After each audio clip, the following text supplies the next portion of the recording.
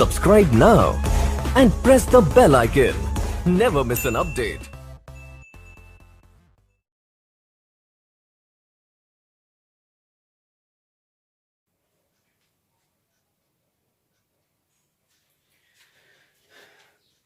Good evening बच्चों।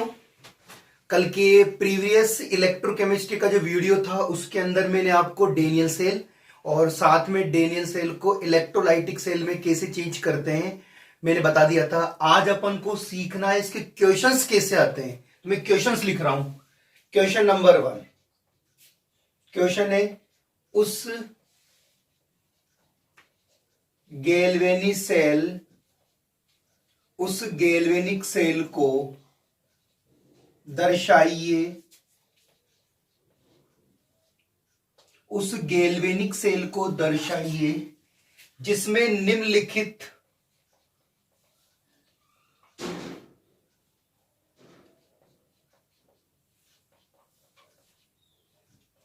रासायनिक अभिक्रिया होती है। क्वेश्चन का प्रारूप या पैटर्न देख लेना आप, क्वेश्चन कैसा आएगा। ये सबसे पहले तो एक नॉर्मल क्वेश्चन ले लेते हैं। जिंक सॉलिड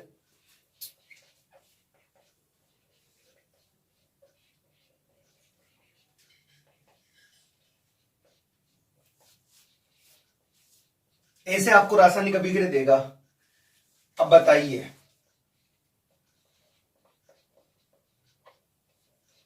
नंबर 1 कौन सा इलेक्ट्रो ऋणात्मक है। विच इलेक्ट्रोड आर नेगेटिव, कौन सा इलेक्ट्रो ऋणात्मक है, ये हो जाएगा। दूसरा, सेल में इलेक्ट्रॉन के वाहक कौन है। ठीक। नंबर 3, सेल में धारा का प्रवाह कैसे होता है। सेल में धारा का प्रवाह होता है। और last and final questions, cell के विद्युत वाहक बल, सेल के विद्युत, इससे पहले एक चीज लिख देता हूं मैं। सेल में एनोड तथा कैथोड की रासायनिक अभिक्रिया लिखो, रासायनिक अभिक्रिया लिखो। और फाइनल एक क्वेश्चन अपन और बढ़ा देते हैं। क्या सेल में विद्युत वाहक बल की गणना करो। तो बच्चों ऐसे क्वेश्चन आएगा। हालांकि मैंने तो 5 बढ़ा दिए, एग्जाम में तो लास्ट 2 या 3 पूछता है। तो ये क्वेश्चन का प्रारूप है। इस क्वेश्चन को आपको हल करना है, सबसे पहले पढ़ना है। स्टार्ट करते हैं आंसर नंबर 1। मैंने आपसे कहा था कोई भी केमिकल रिएक्शन हो, उस केमिकल रिएक्शन को देखते ही सबसे पहले ढूंढना है आपको अलोन। देखते हैं, ये रहा मेरा सॉलिड, तो मुझे पता है जो सॉलिड है वही मेरा क्या है, वही मेरा अलोन है। ये कहानी खत्म हो गई। मतलब जिंक यहां पर एनोड है और जिंक यहां पे लेफ्ट है। जिंक का ऑक्सीडेशन हो रहा है और जिंक की क्या होगा, अपना नेगेटिव होगा। तो पहला सवाल है कौन सा इलेक्ट्रोड ऋणात्मक होगा। तो अपना आंसर होगा जिंक इलेक्ट्रोड नेगेटिव होता है। चलो दूसरा क्वेश्चन, सेल में इलेक्ट्रॉन के वाहक, सेल में इलेक्ट्रॉन का प्रवाह,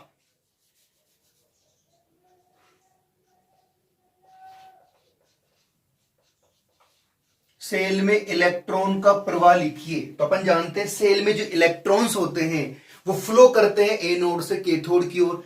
तो अपना एनोड तो जिंक है और कैथोड कौन है, अपना कॉपर। तो क्या लिखेंगे अपन यहां पे, इलेक्ट्रॉन का प्रवाह जिंक इलेक्ट्रोड से कॉपर इलेक्ट्रोड की ओर होता है। हो गया। तीसरे क्वेश्चन की बात करते हैं। अगला पूछ रहा है सेल में धारा का प्रवाह होता है। तो अपन जानते हैं इलेक्ट्रॉन के फ्लो के जस्ट अपोजिट क्या होता है, करंट फ्लो। तो अपन लिख सकते हैं सेल में धारा का प्रवाह, उल्टा कर दो आप, कॉपर इलेक्ट्रोड से जिंक इलेक्ट्रोड की ओर होता है। चलो साहब, ये कहानी हो गई। अगला, सेल में एनोड और कैथोड की, तो अपने पता है एनोड तो ये इसका भाई कौन है, इसका भाई जिंक है। यहां से कैथोड की रिएक्शन लिखेंगे, इसका ब्रदर ये रहा। सबसे पहले लिखता हूं मैं एनोड की रिएक्शन, इसको देख के लिखना है। एनोड पर कौन आया, जिंक, अलोन है ना, और जिंक किस रूप में ऑक्सीडाइज हो रहा है, ये आपका जिंक +2 में ऑक्सीकृत हो रहा है। और कितने इलेक्ट्रॉन डोनेट कर रहा है, 2 इलेक्ट्रॉन। अपन ने कल बात करी थी, जितने इलेक्ट्रॉन एनोड पर दिए जाते हैं बच्चों, उतने ही इलेक्ट्रॉनों को कैथोड पर ग्रहण किए जाते हैं। तो यहां बनाएंगे अपन कैथोड। कैथोड पे क्या होगा अपना, Cu+2 इक्वस 2 इलेक्ट्रॉन इसने एक्सेप्ट करा और क्या बना लेगा, कॉपर सॉलिड। खत्म। लास्ट क्वेश्चन, सेल के विद्युत वाहक बल की गणना। तो अपन जानते हैं सेल के विद्युत वाहक बल की गणना किससे करेंगे अपन जानते हैं E cell, E naught cell is equal to E naught cathode minus E naught anode. तो ई नॉट सेल, कैथोड कौन है अपना इस केमिकल रिएक्शन में कैथोड है अपना कॉपर Cu+2 Cu। और अगर अपन जनरली एनोड की बात करते हैं तो एनोड हो जाएगा अपने पास जिंक। अब इन दोनों की वैल्यू क्वेश्चन में नहीं है, इसका मतलब आपको वैल्यू क्या होना चाहिए, याद होना चाहिए। अपन चौथी बार लिख रहे हैं, ठीक है ना, 4 टाइम्स मैंने इसकी वैल्यू लिखा दी आपको। कॉपर की वैल्यू होती है 0.34, माइनस का 0.76, और जनरली आप कैलकुलेट करोगे तो 1.10 वोल्ट ही हो गया आपका आंसर। वोल्ट आपका आंसर हो जाएगा। तो बच्चों एग्जाम में जब क्वेश्चन आता है ना, तो उसको अपन को ऐसे हल करना है, ठीक है ना। आपसे सेल के बारे में कुछ भी पूछ सकता है। तो अपन ने कल डेनियल सेल पढ़ा था, उसकी सारी बातें मैंने आपको बता दी। आपको अच्छे से क्वेश्चन समझ में आ गया होगा। मैंने आपसे पहले ही कहा था, एक केमिकल रिएक्शन में जिस बच्चे को अलोन पहचानना आ जाए, और अलोन पहचानने के मैंने आपको 2 तरीके सिखाए थे। देखो आप क्वेश्चन स्क्रीनशॉट ले लो, मैंने कैसे किया है।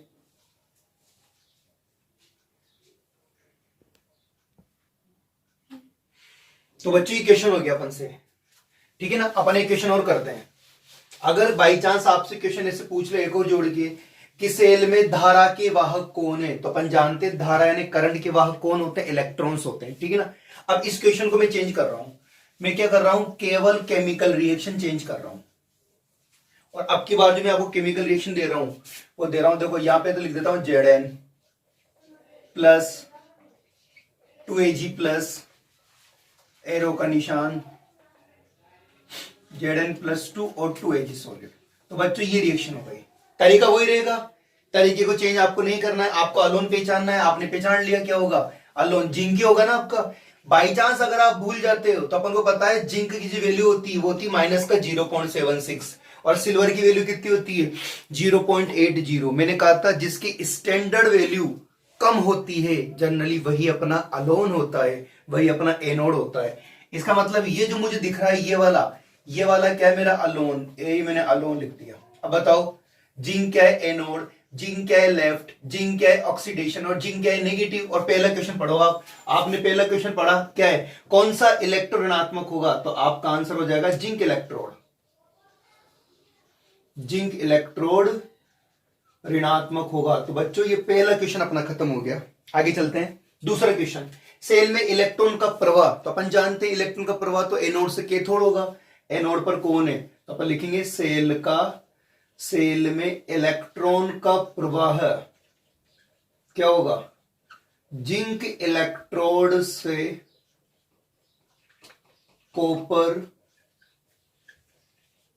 कॉपर इलेक्ट्रोड की ओर होता है। That's all.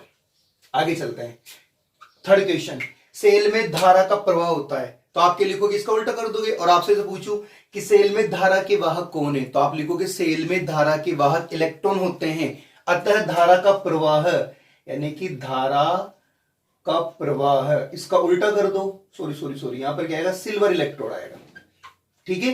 धारा का प्रवाह क्या होगा, सिल्वर इलेक्ट्रोड से जिंक इलेक्ट्रोड की ओर, ठीक है।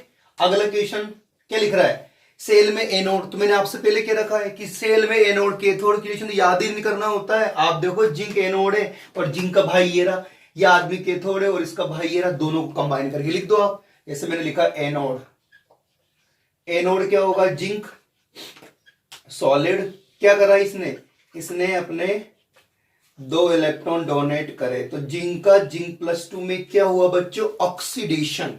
अब चलते हैं कैथोड। चलो कैथोड पे कौन है आपका 2Ag+। जितने इलेक्ट्रॉन डोनेट किए जाते हैं बच्चों उतने ही इलेक्ट्रॉनों को एक्सेप्ट किए जाते हैं। यह हो गया आपकी एनोड कैथोड की रिएक्शन। लास्ट का जो क्वेश्चन है उसमें आपसे जनरली पूछ रहा है सेल में विद्युत वाहक बल की गणना करो। तो अब तो मेरे ख्याल से फॉर्मूला आपको याद हो गया होगा, E naught cell is equal to E naught cathode minus E naught anode. ठीक है ना, तो E नॉट सेल का मान निकालना है आपको। चलो सेल में विद्युत वाहक बल की गणना करते हैं। तो कैथोड कौन है अपने सेल में, कैथोड है अपना सिल्वर, ये सिल्वर हो गया। ये क्या हो जाएगा आपका एनोड, एनोड हो जाएगा आपका जिंक, जिंक हो गया।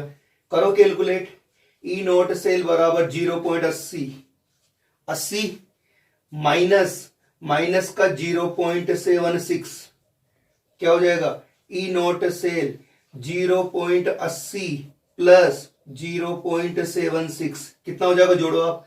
अगर अपन इसको जोड़े तो जाएगा 1.56 वोल्ट आंसर हो गया ना।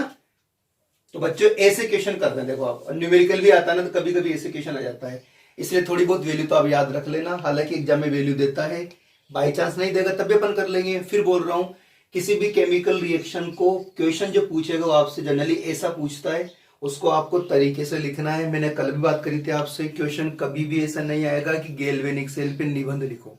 एक बार स्क्रीनशॉट ले लो इसका।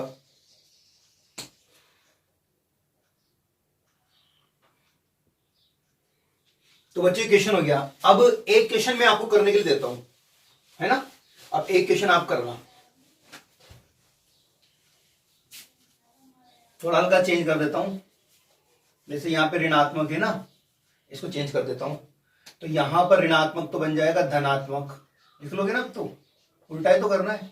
और रिएक्शन में आपको दे देता हूं कैडमियम प्लस एरो का निशान, कैडमियम +2 हो जाएगा, इधर हो जाएगा 2Ag। ठीक है, कर लोगे। कैडमियम की वैल्यू कितनी होती है, माइनस का 0.40 लिखवा रखी मैंने आपको। सिल्वर की वैल्यू कितनी होती है 0.80। तो बच्चों ये क्वेश्चन आपको सेल्फ करना है, सेल्फ करें, आप खुद ही करोगे। ठीक है, तो ये अपना सेल वाला टॉपिक खत्म हुआ, मतलब गैल्वेनिक सेल में डेनियल सेल की पूरी कहानी खत्म हो गई। अब बात करते हैं सेल आरेख। सेल आरेख कैसे लिखा जाता है, तो देखो अब मैं क्या लिख रहा हूं। सेल आरेख बोल सकते हो आप बोल सकते हो सेल डायग्राम। मैं लिख रहा हूं सेल आरेख, सेल आरेख प्रदर्शित करना बहुत सिंपल है, केवल आपको एक फॉर्मूला याद करना है। कैसे, देखो मैं कुछ लिख रहा हूं, ऐसे कुछ बना रहा हूं, देखो कैसे करोगे आप। इस तरफ तो आपको लिखना है एनोड, कैसे लिखोगे, नेगेटिव। इस तरफ आपको लिखना है कैथोड, यानी कि आप लिखोगे पॉजिटिव, क्योंकि अपन गैल्वेनिक सेल की बात कर रहे हैं। और ये क्या हो जाएगा अपना, ये हो जाएगा इंडिकेशन करता है लवण सेतु। ठीक है, सबसे पहले सपोज कोई मेटल लेना है, सबसे पहले आपको लेना है मेटल। तो मेटल किस फॉर्म में होगी, सॉलिड में। या तो लगाओ खड़ी लाइन या फिर लगाओ अर्धविराम, तो आप तो खड़ी लाइन लगा लेना।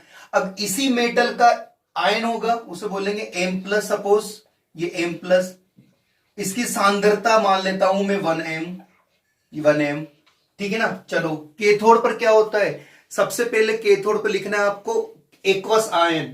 तो ये मैं लिख देता हूं एक्वस आयन। लो, एक्वस के साथ सांद्रता क्या आएगी 1m, फिर बाद में लास्ट में क्या आएगा, उसी का सॉलिड आ जाएगा। ये मैंने आपको सेल डायग्राम लिखने का प्रारूप बता दिया है, ऐसे आपको लिखना है। अब क्वेश्चन कैसे आएगा, क्वेश्चन आएगा जिसमें लिखता हूं निम्नलिखित। अच्छा एक बात और ध्यान रखना, आप यहां पे नोट लगा देता हूं। तो क्या, जब सेल जब सेल आरेख लिखा जाता है तो कभी भी मोलों की संख्या को नहीं लिखते हैं। ठीक है, ये हो गया। अब क्वेश्चन कैसा आएगा? जैसे क्वेश्चन आएगा, निम्नलिखित गैल्वेनिक सेल के लिए सेल आरेख लिखो।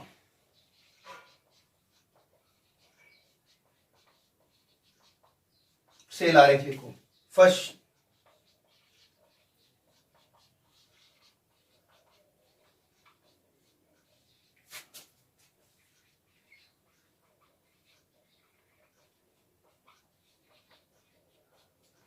सेकंड नंबर,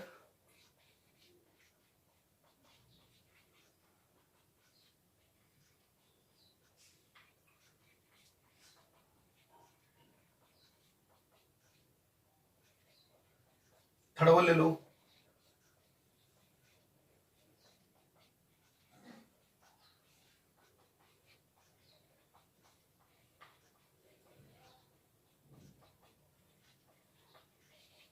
लो बच्चों, तीन क्वेश्चन है। तो जब भी बच्चों आप सेल डायग्राम लिखते हो तो ध्यान रखना, आपका जो पूरा फोकस है ना वो केमिकल रिएक्शन पे लिखना है, यानी केमिकल रिएक्शन पे होना चाहिए, क्योंकि केमिकल रिएक्शन को देखकर ही अपन सब कुछ जज कर सकते हैं। जैसे फॉर एग्जांपल मुझे नंबर 1 लिखना है, प्रारूप बनाए लोगे आप चाहो तो डायरेक्ट भी लिख सकते हो और आप चाहो तो इसे प्रारूप भी बना सकते हो। जैसे मैं तो इसे प्रारूप बना के लिखता हूं, ये मैंने लिख दिया। चलो साहब, इस तरफ क्या आएगा? इस तरफ आएगा एनोड नेगेटिव। इस तरफ क्या आएगा? थोड़ा नीचे लिख देता हूं, ऊपर दिखेगा नहीं आपको। ये मैंने प्रारूप बना दिया। इस तरफ तो क्या आएगा? Anode minus. ये कौन है? Cathode plus. और बीच में कौन है? Salt bridge. लो साहब, अब बताओ, मैंने इस रिएक्शन को देखा तो अलोन कौन है मेरा? अलोन तो आपके जिंक, सबसे पहले जिंक आएगा। लो, तो बच्चों मैंने जिंक सॉलिड लिख दिया। अब बताओ, जिंक का दूसरा आयन कौन है? इसका भाई कौन है? इसका भाई देखिए, ये रहा, ये अपन ने लिख दिया। क्योंकि एक्वस है इसलिए सांद्रता को या कंसंट्रेशन को अपन ने 1m मान लिया। आपको हमेशा 1m लिखना है। ठीक है, आगे चलते हैं। अब मुझे इसकी बारी खत्म हो गई। कैथोड पर ये आएगा Cu+2, तो ये मैंने Cu+2 लिख दिया। ये आ गया एक्वस। सांद्रता क्या लिखना है आपको? 1m लिखना है, क्योंकि इसमें सांद्रता गिवन है ही नहीं। माना लिख देता 0.2, तो अपन क्या लिखते भी 0.2 लिख देते, लेकिन नहीं लिखा हुआ तो नहीं लिखा। अब Cu+2 किसको जाएगा? Cu को। देख, चेक करने का तरीका, इधर भी सॉलिड है, इधर भी सॉलिड है, तो फिर नंबर भी तो सॉलिड ही है। ठीक है, एक क्वेश्चन तो ये हो गया। चलो दूसरा करते हैं, सेम प्रारूप बनाते हैं। ऐसे कैसे? लो, इस तरफ कौन आएगा? इस तरफ बच्चों एनोड आएगा। एनोड बोले तो लेफ्ट है ना। इस तरफ कौन आएगा? इस तरफ आएगा कैथोड। कैथोड बोले तो राइट, पॉजिटिव। और बीच में आपको पता है सॉल्ट ब्रिज है ही सही, ऐसे लिखना एग्जाम में जाए तो। चलो, इस रिएक्शन को देखा और आपने क्या फील करा और एक्सपीरियंस से आंसर देना है। कैडमियम अलोन है, सबसे पहले कैडमियम आएगा, ये सॉलिड। और कैडमियम का दूसरा आयन क्या है? ये रहा Cd+2, ये आपने Cd+2 लिख दिया। एक्वस, सांद्रता नहीं दे रखी है इसलिए क्या मान लिया? 1m। चलो, अगला आयन कौन है? Cu+2, तो ये मेरा Cu+2 आ गया। एक्वस, सांद्रता 1m और साथ में क्या जाएगा? Copper solid. इधर भी सॉलिड, इधर भी सॉलिड और नंबर भी सॉलिड हो गए। अगला देखो, मैंने अभी भी लिखा है, देखो यहाँ पे मोल्स आ गए। मोल्स, मैंने आपसे कहा था केमिकल रिएक्शन में जब भी आप सेल आरेख लिखते हो तो कभी भी उसके मोल को रिप्रेजेंट नहीं करते हैं। तो ये प्रारूप बना लेता हूं मैं पहले तो। ये प्रारूप, ये एनोड हो जाएगा, ये कैथोड हो जाएगा, ये हो जाएगा आपका सॉल्ट ब्रिज। चलो, इधर कौन आएगा? इधर आएगा जिंक। जिंक का ब्रदर कौन है? Zn+2। जिंक जैसा दिखेगा ना ब्रदर तो 1m। चलो, आ गया 2Ag। अब बच्चे यहां पे लिख देते हैं इसे 2Ag+। बस ये गड़बड़ हो जाती है। मैंने आपसे कहा नंबर ऑफ मोल को रिप्रेजेंट नहीं करते हैं, तो ऐसा आप 2 हटा देना।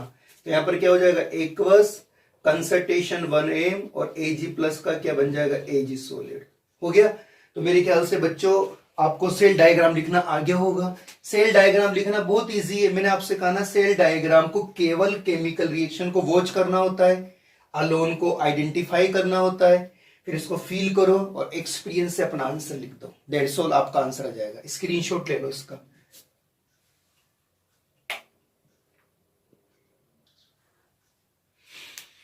तो बच्चों ये हो गया सेल डायग्राम लिखना। अब सेल डायग्राम के अंदर एक और सीखना है आपको, लगे हाथी, उसे बोलते हैं हाइड्रोजन इलेक्ट्रोड। अगर हाइड्रोजन आ जाए केमिकल रिएक्शन में तो आप उसको सेल डायग्राम में कैसे लिखोगे, ये चीज भी आपको सीखना है। जैसे फॉर एग्जांपल बात करते हैं अपन हाइड्रोजन इलेक्ट्रोड,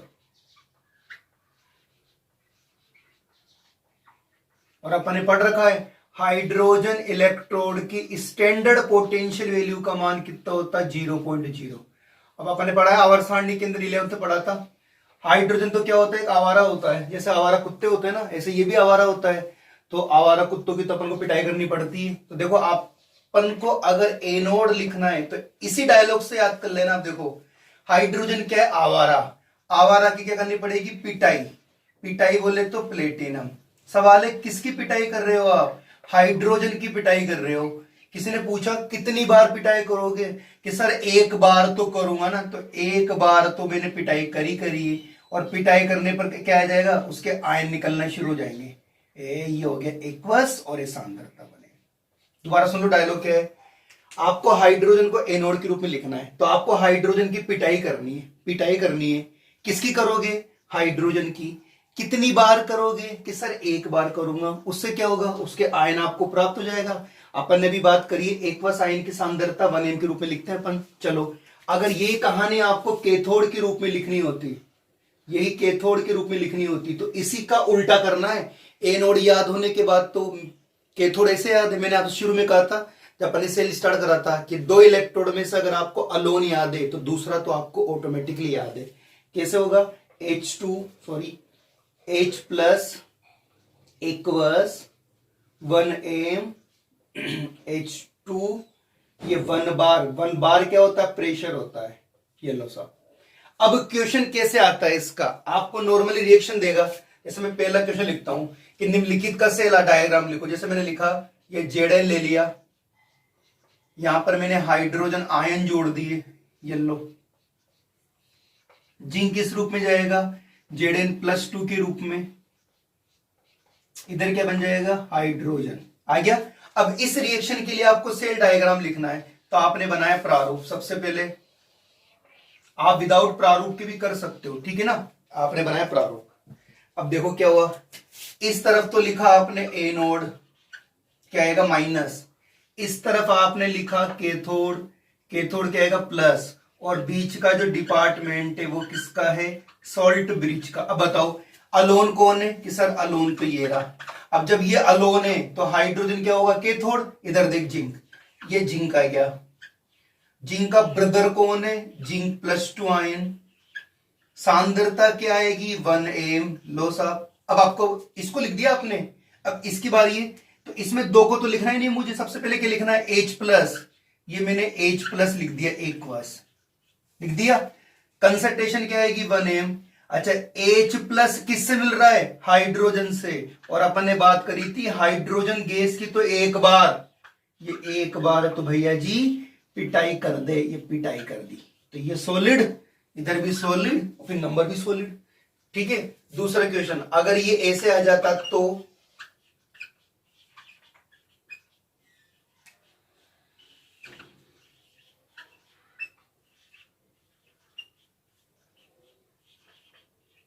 देखो, अगर ये ऐसा जाता तो मुझे क्या करना पड़ता, वही सेल डायग्राम लिखना है। मैंने सबसे पहले इसका प्रारूप बना लिया। इधर वाला डिपार्टमेंट किसका है बच्चों, एनोड का, ठीक है। ये हो जाएगा सॉल्ट ब्रिज। अब बताओ सबसे पहले कौन आएगा, हाइड्रोजन गैस। ये हाइड्रोजन गैस, फिर आपको याद आ गया हाइड्रोजन गैस की तो सर ने एक बार क्या करी थी, पिटाई करी थी, ये पिटाई कर दी साबूरत तुम्हारी, हो गई पिटाई। तो पिटाई करते हाइड्रोजन से क्या मिल गया मुझे, H+, तो आपको H+ लिखना है और कंसंट्रेशन किस में जाएगी, 1 am के अंदर, ये आ गई 1 am के अंदर, कोई दिक्कत। चले आगे, अब इसकी बारी है, पहले कौन आएगा, Cu+2, ये Cu+2 आ गया एक्वस, कंसंट्रेशन 1 am, ये डंडा जाएगा खड़ी लाइन, या फिर आप लिख सकते हो अर्धविराम, इधर क्या जाएगा आपका कॉपर सॉलिड, यहां भी सॉलिड है, यहां भी सॉलिड है। पहली रिएक्शन के अंदर मैंने हाइड्रोजन को कैथोड के रूप में लिखा है, इसलिए मैंने ऐसे लिखा है। दूसरी रिएक्शन में मैंने हाइड्रोजन को एनोड के रूप में लिखा है, इसलिए मैंने ऐसे लिखा है। तो बच्चों ये अपना टॉपिक फिनिश हो गया है। आज मैंने आपको गैल्वेनिक सेल या फिर डेनियल सेल के क्वेश्चंस कैसे आते हैं वो सारे करवा दिए। दूसरी बात, मैंने आपको आज तरीका सिखा दिया कि किस प्रकार सेल डायग्राम को लिखा जाता है। मैंने आपसे कहा है सेल डायग्राम को केवल केमिकल रिएक्शन को देखकर ही लिखा जाता है। आई होप आपको समझ में आ गए होंगे। आज आप इनकी प्रैक्टिस कर लेना, जल्दी से इसका स्क्रीनशॉट ले लो। Subscribe now and press the bell icon. Never miss an update.